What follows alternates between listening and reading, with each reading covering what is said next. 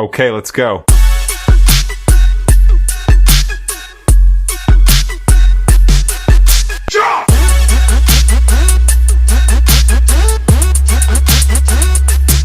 السلام عليكم ورحمة الله وبركاته متابعيني. اليوم يا حبايب قلبي جيت لكم مقطع من حضن تركيا.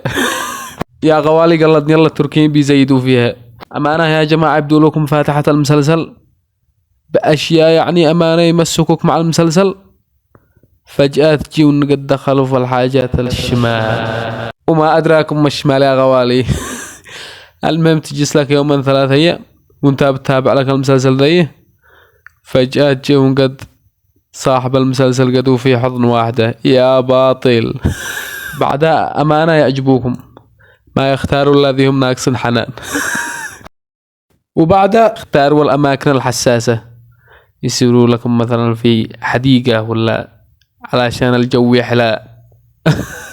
لجل المتفرجين يقولوا يا الله بزدنا تركيا.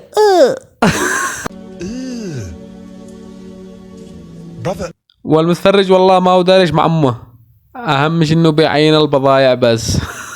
والله العظيم ان اكثر مقاطعهم يعني مخالفة للدين والشريعة بقوة القوة. هيا بالله عليكم يعني زي مسلسل البرعم الأحمر. بداية هذا المسلسل يا جماعة التمسك بالدين ومدري ايش لا ما تشوف يا جماعة الممثلين على الواقع والذز وربي تنذهل. يطلعوا نصهم يا جماعة مسيحيين، اي نصهم كلهم. هيا بالله عليكم مثل هذا يدي مسوي نفسه بطل المسلسل صورته وربي شبهه. كفاية يا جماعة قدرينا عمهم. أمانة يا جماعة ذي في مسلسل عثمان يقول هذا قلبه ينبع بالإيمان. ولكن عندما تتفاجأ وترجع للوراء والذز. هي بالله عليكم مثل هذا العهد جيت تمثل الدين على كيفها وعلى كيف أمها. فأنا رأيي لكل الفنزات هذا أي حاجة تشكوا فيها يعني إني مختلة أو شيء كذا مثل الدين أو اللبس، حتى يا جماعة على مستوى الصداقات والهذا يعني يحسسوك إن الدنيا عندهم دلج. في نصيحتي حاجة يعني تخالف الشريعة أو ما شابه يا أخي اتركها لك أفضل والله، لأنك بعدها تتعب نفسيا ولا معنويا ولا ماديا. بعدها يا جماعة أمانة تلقى أكثر مسلسلاتهم تتكلم لك عن الأبوة. إيش من أبوة؟